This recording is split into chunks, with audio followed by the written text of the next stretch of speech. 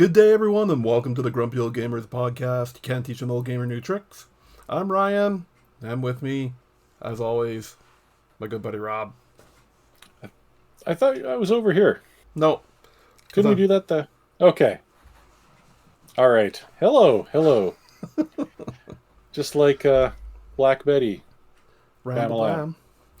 Yeah. So we're so out of practice. This is already our second try because I forgot to turn the recording on, and we got about 2 minutes in, and luckily I realized by then that my recording wasn't working. This is what free podcasting looks like. Mm-hmm. This is what prime real estate looks like. Yeah. All right. And the last one I mentioned, my last try, but I'm going to mention it again because it's worth mentioning, that we're doing another show within 2 weeks of the last one, Rob. It's true. Yeah. I'm telling people go buy a lotto ticket because... I would. Absolutely. I also just realized I need some sort of like backlighting or something because I look like I look very smudged. Oh, yeah.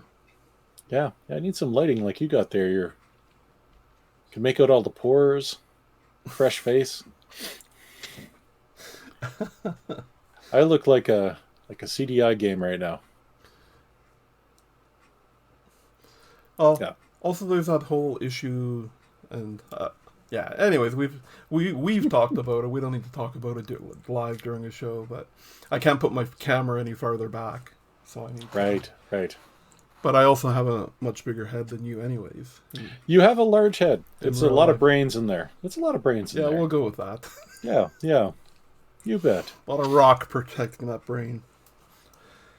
Anyways, don't really have any housekeeping. Because we've been absent so long, I don't even know if our sponsor link works anymore. So yeah, we should probably not.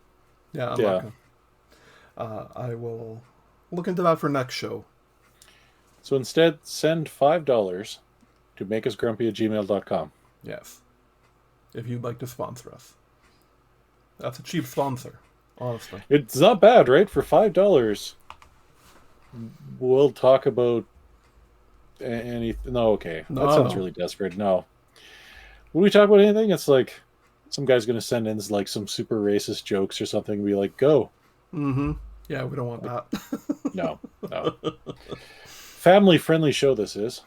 Except Yeah. Ryan swears once an episode, so I have to bleep it out. But what the fudge do you mean, Rob? What the fudge? Well, since we don't really have any housekeeping, I'll just mention this is episode number 133. The big 133. 133.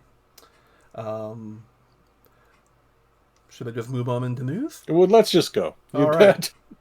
Well, since the last time we got together, March 10th happened, which is Mario Day. And they announced some things on Mario Day. They sure did. I think the big announcement was just... Oh yeah, so the big announcement was that they are working on the sequel to the Mario Brothers movie. Because they like money. Yeah, Miyamoto. You're a moto. Miyamoto. Woo! Okay, sorry. We have fun here. And they gave a release date, Rob. Did they? Yeah. April 3rd, 2026 is when they're aiming to have that sequel out. We'll hold them to that exact date. Yes, we will. You know, pending another global pandemic or whatever. You shut your mouth. The other thing they announced is they dropped 3 Mario titles into the Nintendo Switch Online catalogs.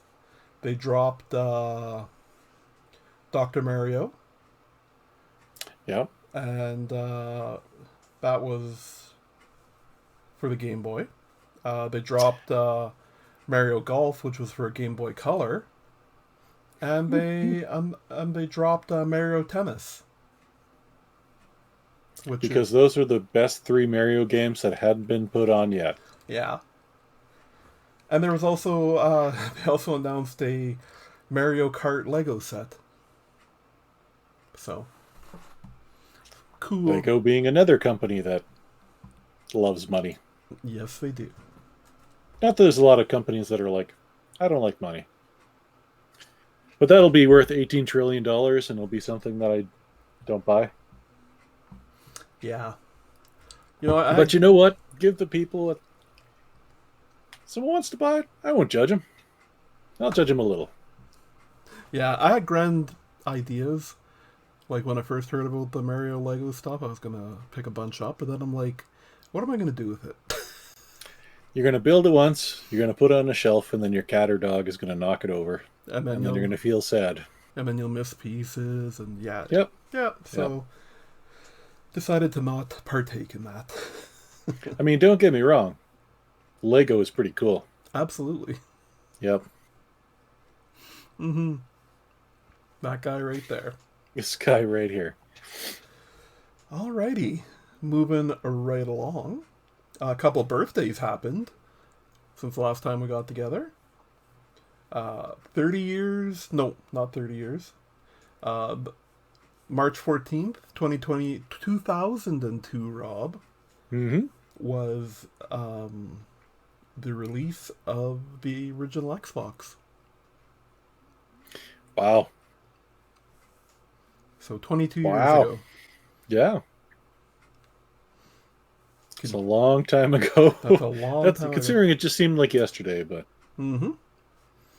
Also, March 19th, 1994, which is the 30 years ago I was thinking about, is the release of Super Metroid.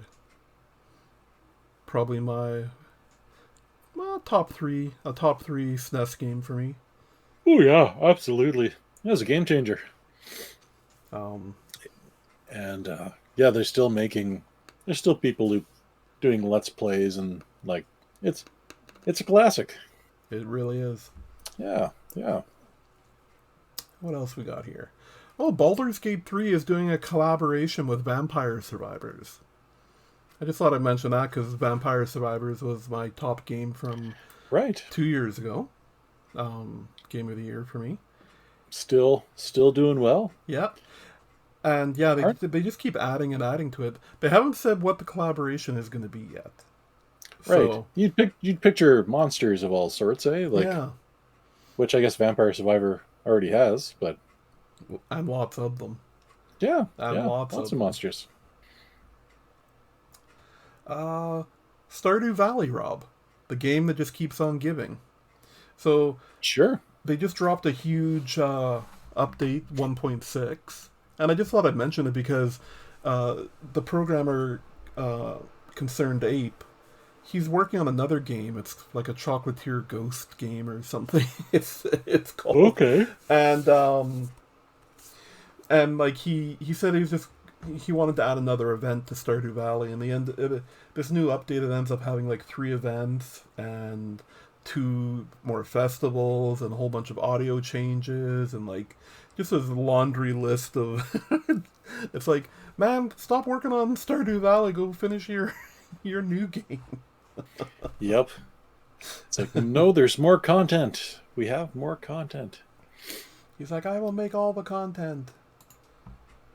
Were you a big Stardew guy? I was trying to remember. During pandemic there, I went through, like, I definitely fell into the Stardew trap. I picked it up, and next thing I knew, like, over 100 hours had gone into the game. So, yeah. Yeah, it definitely got its hooks in me there for a while. Okay. Yeah, it seems like a very chill kind of game for when you're just... and that's exactly what I was looking for at that time. Like, I just needed something, not violent and not something that's going to frustrate me. Just pure goodness, and that's that's what Stardew Valley's all about. I mean, except once you start doing the dungeon crawling, and then, and I'm not even joking. There's dungeon crawling. Yeah. Okay. So. All right. Yeah. Well, do you want to talk about this next one, Rob? I've blabbed on. Oh, you're doing a great job, guy. Great job. Yeah. They announced the World Video Game Hall of Fame nominees, which people can vote for to see who gets in. And so they have the finalists. It was a very slow couple of weeks of news here. It really was. But the 12 finalists for induction, and it's the Strong's World Video Game Hall of Fame in Rochester, New York. Right. So the 12 finalists are Asteroids. Nice. A game called Elite, which Ryan and I don't remember. Yeah. But Guitar Hero. Yes. Metroid. Myst. Neopets. I'm saving comments till the end here, but Resident Evil. Sim City. Tokimeki Memorial. Tony Hawk's Pro Skater. Ultima. You Don't Know Jack. And That's So Raven for the Game Boy Advanced. Yes. There you go. Yeah. There you go. Okay. Anyone who's counting, that was 13. Tony Hawk wasn't in there. Uh-huh. Tony Hawk was in there. That's So Raven once again passed over in a calamity of biblical proportions. Passed over again for the Hall of Fame. Yeah. There it is. I am angry and frustrated. I've written many letters. So, a game like Sim City, you kind of wonder how that... Like, how long have they been doing this Hall of Fame? Any idea? It says 10 years in. They're 10 years in. How are they just nominating Sim City right now? I don't know how many people get in every year. Do they say? And these are just nominees. So, yeah, did they just so how many people get in? Oh. Let's see if further in the article it says how many get in. Oh. Final inductees will be announced in a bit today. Is it 3? Is it only 3? Oof. The 3 games that received the most public votes will form one ballot and will join the other ballots submitted by members of the International Selection Advisory Committee, which is made up of journalists and scholars familiar with the history of video games and their role in society. The public collectively will have the weight of one judge. Okay, so I guess 3. Interesting. Okay, well, let's discuss. Yeah, what would you pick as your 3 to put in there? All right. I mean, I got to do Asteroids because Asteroids is a vector-based game that just kind of changed a lot of things with arcades. It was huge. It was on, like, you had an Atari version. Like, everything had a Asteroids version. And it's a game that you look at that and go, everyone knows, right? Like, everyone knows what Asteroids is. Like, I don't know what a Neopet is. I'm assuming... boy, and then from there, if you're looking for total effect or total influence, like the way it changed the game, like games, I mean, I think you got to go Tony Hawk's Pro Skater for another one, because that changed skateboarding games and changed the way they control, changed the way they play, and then spawned a bunch of and if it was Super Metroid, I would take Metroid. Yeah. But it's regular Metroid, and I don't know if this is necessarily controversial, but regular Metroid for the NES was not a great game. No. It was a good game, but it was not great. Like, yeah. So I mean, after that, I'd have to go Resident Evil. Really? I would go Resident Evil, I think. Because same. I'd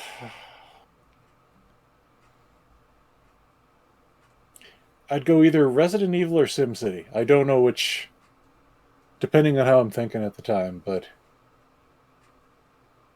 I don't know. How about you? What would you take? So I would go SimCity. because that like I think those like SimCity kind of revolutionized the whole idea of like the simulator type like city builder.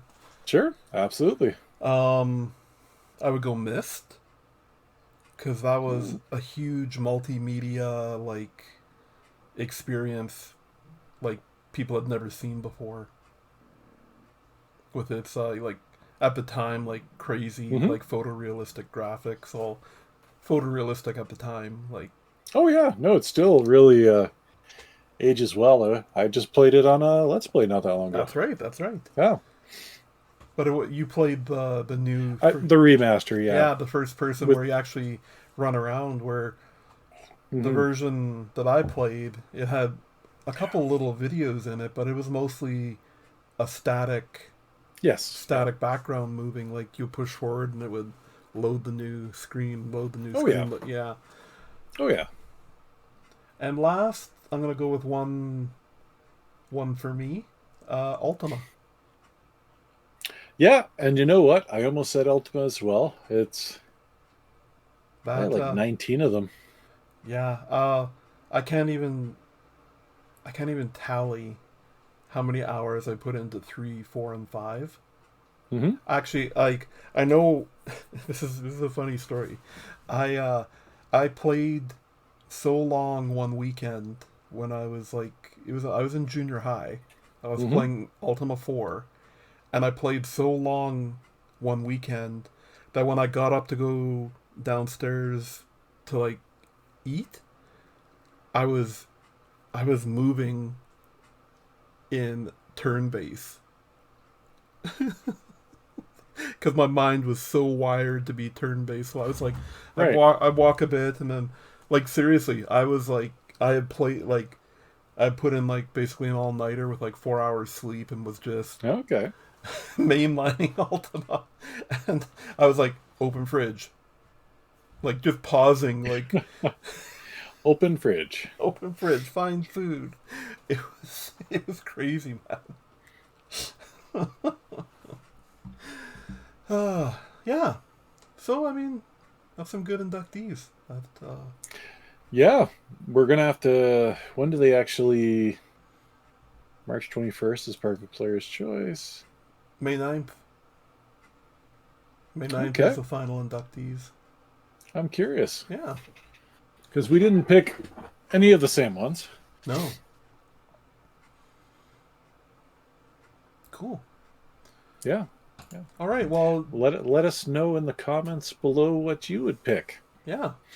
Or drop us an email at makeusgrumpy@gmail.com. Or send us a text at 8675-309. Or don't. That's fine too. That's fine. That's fine. Yeah.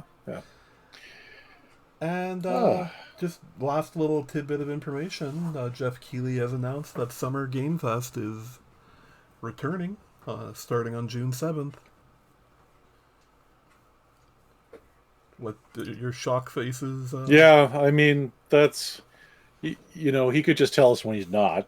Like, yeah, it absolutely has destroyed and removed E3 from modern video game showcases. It has. Yep. But it's I mean it's a cool event, you know. It's a fun couple days or a week. I don't remember. Is it like?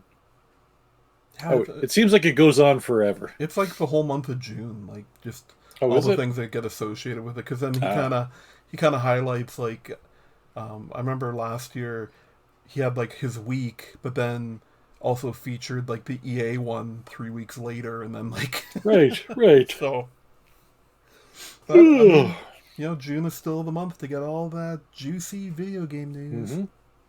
So they can promise all these games that'll totally make all their deadlines as they lay off all their employees for crunch. Yeah. Yeah. All right. All right, moving on. Well, that's it for news. I think we're going to move into some what we've been playing. Yep. And you want to go first, Rob? Or want me to go? Yours is a little more interesting. Why don't you lead the way here? Okay. Well, the one I'm going to talk about a little bit is I've gotten back into Timberborn, which is another game that was on. Was it this past year's top? Yeah, I think it was. It was in this past year's top 5. Okay. I think it came in 3rd or 4th, and that's the post-apocalyptic beaver city builder that I like to play. Right, I forgot about that game. I remember I read a quote where they call it wood punk instead of steampunk, and that's good. That's good. It is. It's really good. Yeah. I was scrolling through Steam last week and noticed that there's a big update for Timberborn, and I looked a little bit into it, and it is still technically in early access. So really? Yeah. Okay. Yeah. They dropped this huge update. They changed a whole bunch of they added a new I don't know what you would call it. Like you're always fighting to survive the drought. Okay, so right. they've added Bad Tide, which is poison water that'll show up kind of in the same way that drought does, right? And they also have bad water rivers that you have to deal with that poison all the earth around it. So, they did some good little quality of life upgrades. They fixed, I think if you go way back to when I reviewed this before, I was a little frustrated with the whole district idea. Like you can't just build one gigantic city. You've got to build all these districts and connect them. But it was always a real pain to do the trading between the districts. But now they've they've automated it, the trading. And you can get right down in there and let it be, if one district has something the other needs, they'll trade themselves. Or you can, set things to trade only. Like, they really improved it. Really, really liking it. So, back into Timberborn. Probably dropped 20 hours since I... Oh, wow. Yeah, I've been hitting it pretty hard. So I'm going to take a little sip here because I got to talk about this next one. For the audio listeners, Ryan is taking a sip from his bottle. Full of gin. Full of gin. I'm full of gin. Let's talk. All right. So... I've been sucked into the world that is Helldivers 2, Rob. Or Heckdivers, if for our PG listeners. Yeah, Heckdivers. This game is pretty awesome. You know the fun. Remember me? You and I played. I don't think we streamed it, but we played some of that Back for Blood. Oh yeah, and just the fun of like you being 3 guys taking on these hordes of. Yeah, so they've taken that aspect of it. Same idea. You have squads of 4, and you land on these planets. This game is basically one half of the game is basically Starship Troopers. Like the bugs even kind of look a lot like.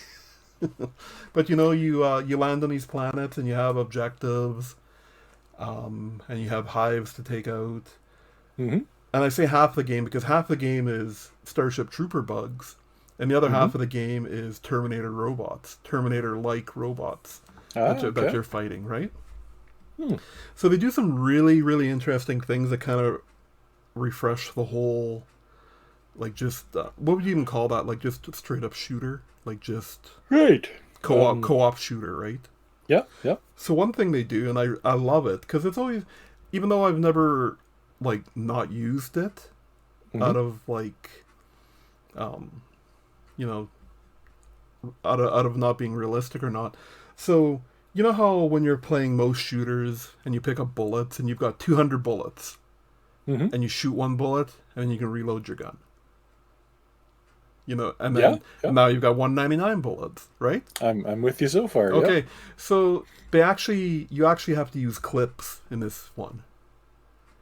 So, each clip will have 30. So if you shoot 2 bullets and reload, the rest of those bullets in that clip are gone, and you only get so many clips per gun. Okay. Okay. Mm-hmm. Another thing they have is no auto reload. Oh. Yeah. Okay. So you have to manually reload. Oh, and to keep the cooperative nature of the game, everything you pick up. So if you're that one guy who just runs ahead of everybody else and picks up all the stuff, it goes to your squad. Everything that you pick up, like any loot that's picked up, like you pick up these items that go towards like upgrading your gear, and they have these things called stratagems. I'll talk about that more in a second. Mm-hmm. that you save up and buy that help you fight in this game. Sure. So that's another thing that is perfect. And the last thing, which makes things crazy hectic and fun, is friendly fire is on all the time. Oh. Yeah. Okay. Yeah. I don't know how I do with that kind of game. That's it takes a little getting used to, where you're just used to being like, spray all the bullets, and it is a lot of fun, this game. And when you're in the thick of it and you just got swarms and swarms of bugs just coming at you, and you're down to your last clip, and so you're going to your secondary gun, and you've thrown all your grenades, and, and pretty soon you just have to start meleeing. Like, they really get the push and pull of that tension of everything. And also, so other thing I was going to mention is the whole stratagems. So when you start Helldivers, you're basically shot out of a spaceship in a big bullet down to the planet. So you call down stratagems because your destroyer is circling the planet too. And stratagems are your special moves. So, you get like a strafing run, or you get like a giant Gatling gun from the spaceship shooting down in an area, or a giant bomb. Oh, and you can also call down special weapons for yourself, like a bigger machine gun, flamethrower, grenade launcher, like things like that. And those are all things that you're constantly picking stuff up for to level up and build towards in the game. And but the stratagems, what's super fun about the stratagems is they turned it into like almost a mini game itself. So when you go to, instead of just hitting a button to launch your stratagem, you have to like there's you hold the button to choose your stratagem, and you choose your stratagem by starting to use your D-pad to do like up, down, left, right, right. Right. Yeah. And so there's keyboard combinations. Yes. Yeah. But, and I mean, I'm playing on controller, so it makes it. But a lot of people I've heard have, you use the WASD to move around still. But then they bind the stratagems to their arrow keys just to make it one for one kind of thing, right? Sure. Because otherwise you would use your WASD, and that can be hard to wrap your head around sometimes. Right. Okay. And interesting. Yeah, and I mean, like, shorter, less powerful, only 3 or 4 moves.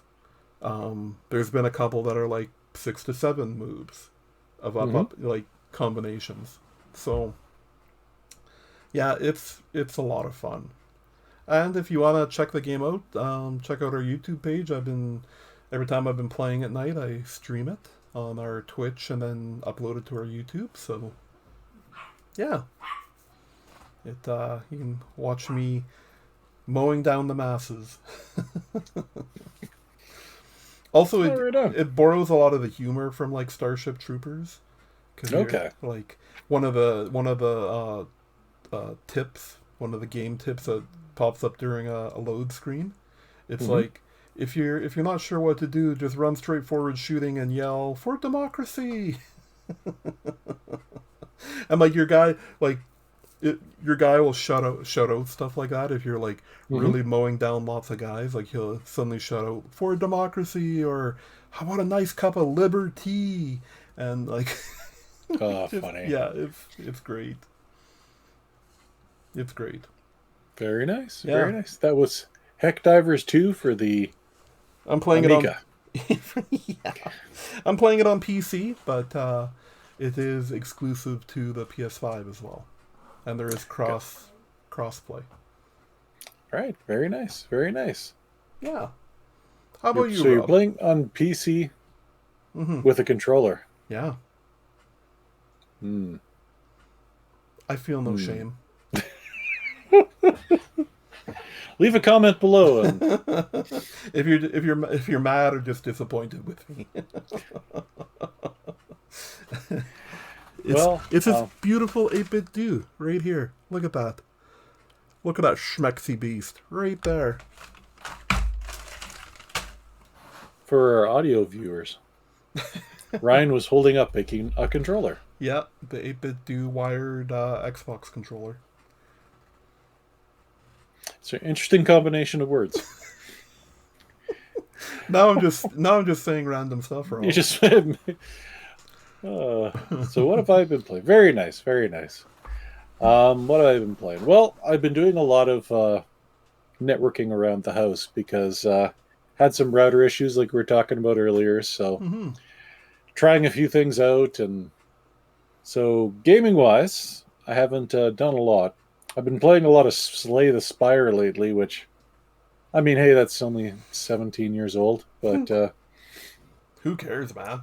let me describe Slay the Spire. It's card-based, multi-path, roguelike. Yeah, it's a great game. I don't know if I should really get tue much into it. I think everyone knows what Slay the Spire is at this point, but I've been playing it on the Steam Deck, which oh, nice. Which yeah, I've been getting a lot into. I didn't know how much I could get away with on a Steam Deck before I bought it, and I just got Game Pass working on it, which it's interesting because it's not Game Pass. It's not true Game Pass. It's not the app because it is Linux based. It's Steam OS, but you can get Microsoft Edge working on it, and when you get Microsoft Edge on it, you go through Edge and you can do the cloud-based gaming. So you can do everything the Xbox Game Pass cloud. Oh, nice. And it works really well. Like it's I'm more impressed all the time at how the community is kind of just, although actually this wasn't the community, Microsoft released how to get it set up. Oh. Yeah, Microsoft had an official document on how to set up. Once again, proving that Microsoft don't care what you play it on. Yeah. They don't care. They just want you to get the Game Pass. Buy that so sweet Game Pass. Get the Game Pass. So, other than that, I had a kind of an interesting development at work here. I was in a customer's office, and we got to talking about old video game systems and old computers.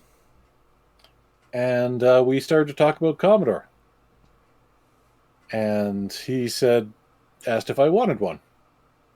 Because I told him, the Commodore is one of those systems I never had, and I wish I'd gone before they got really expensive and collector's items. So I've got this, I'm going to go grab it out of the thing here, off the floor. Because I'd forgotten this was a thing. It's actually the Commodore 128. Nice. So you can really see, for our audio listeners, I'm holding up a Commodore 128. So it's you can really see what would kind of shape into the Amiga, because the Amigas looked exactly like this. Yeah.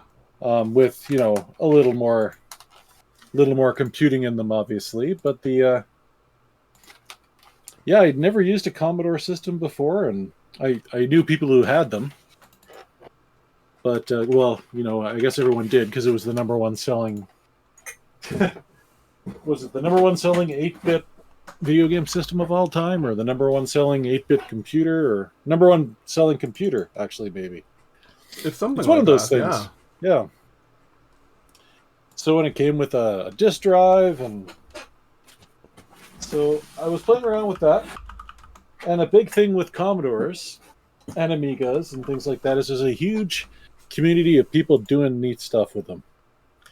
You know, you get like equivalents of like EverDrives and different memory upgrades and things like that, and video upgrades. And so for our younger listeners, if we have any, this is what the games would come on. Nice. This is what is called a 5 1/4 floppy disk, not just a floppy. Called because it wiggled, such as thus. And you haven't lived life until you play a game that you loaded off that, especially if it loaded right, because most of these are kind of corrupt by this point. But or for those who are even older, I know Ryan and I have both done this, till you've loaded a game off a cassette tape onto a computer. Mm-hmm. Yep. That was a thing. It was. That was a thing.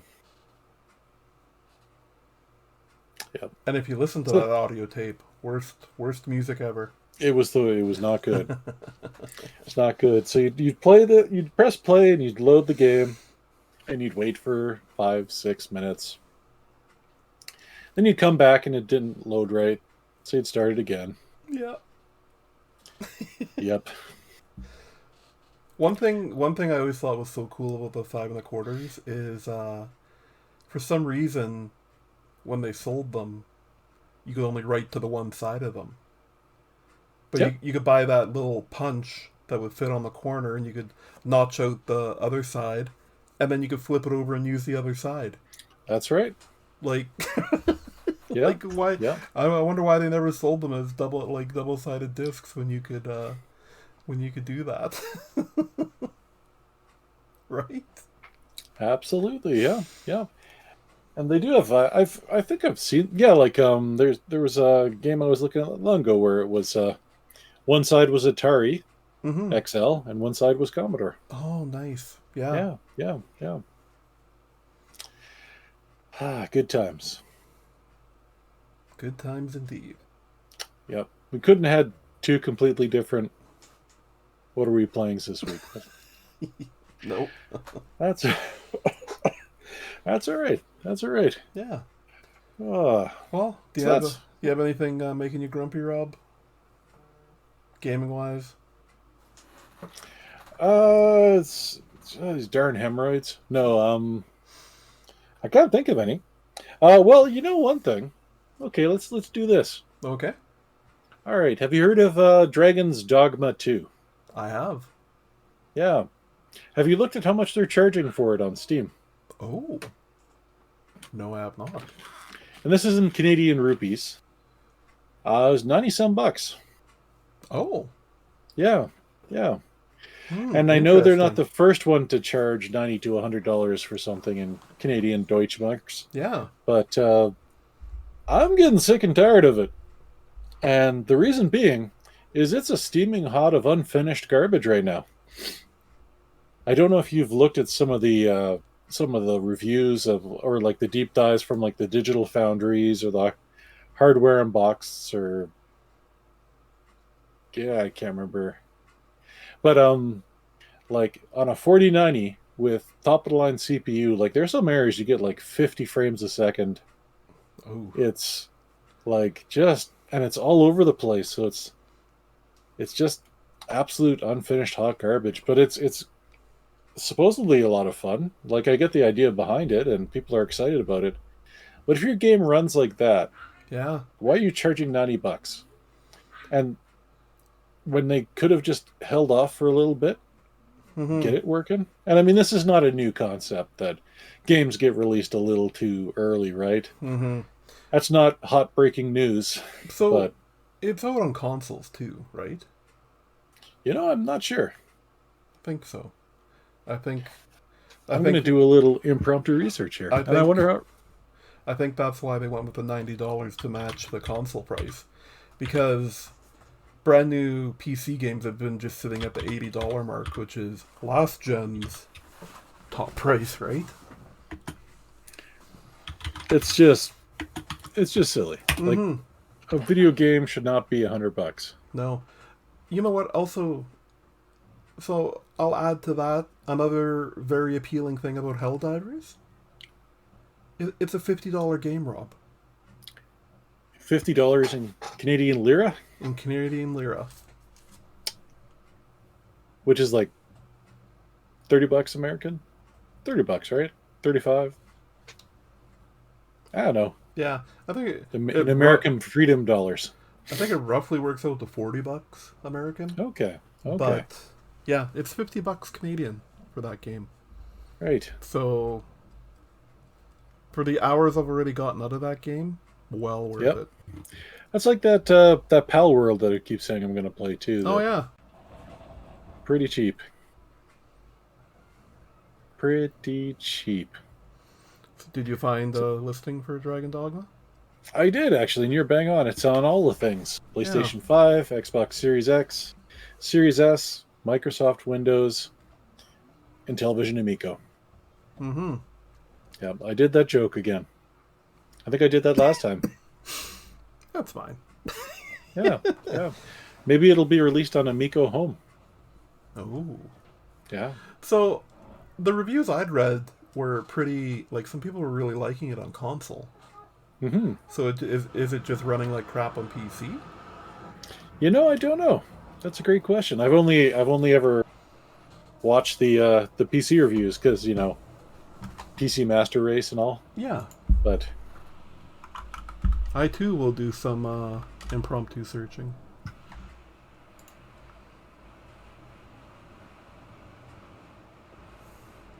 It just came out, so it might not be on oh yeah, so on Metacritic it's got an 87 right now. Okay. And that's the critic reviews. User scores that seems pretty cheap. 6.3.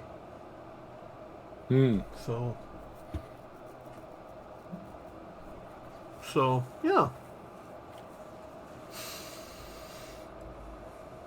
Oh, and this is this is the PS5 version. Gotcha. So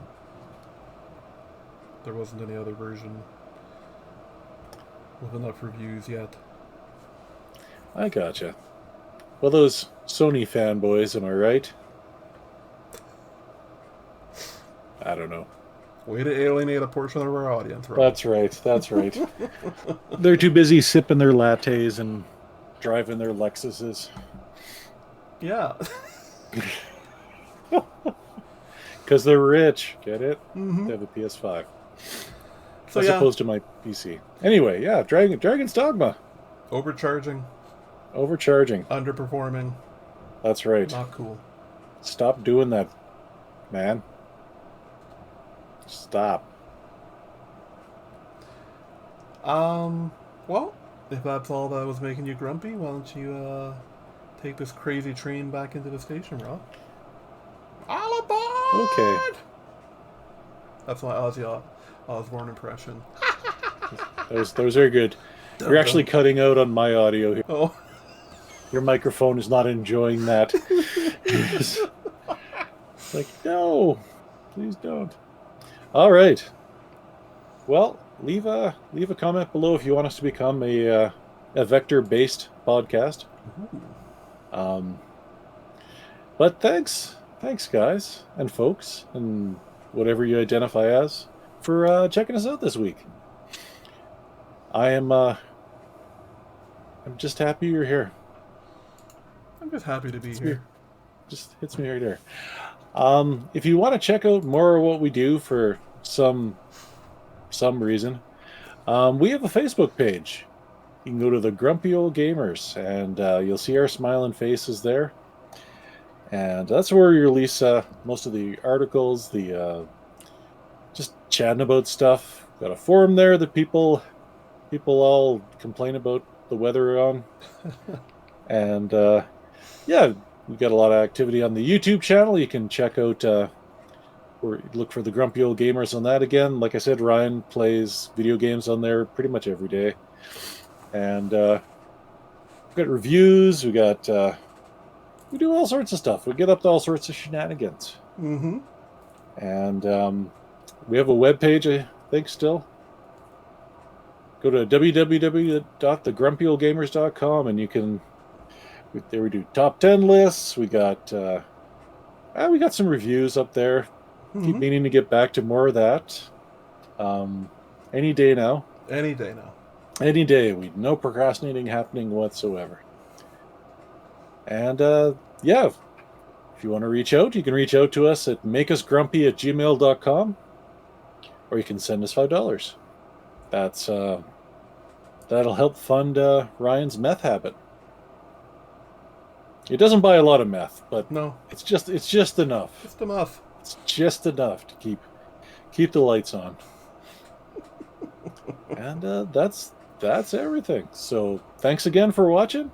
Take care, everyone. Have a great night or day or whatever. I'm not your dad. Bye. See ya.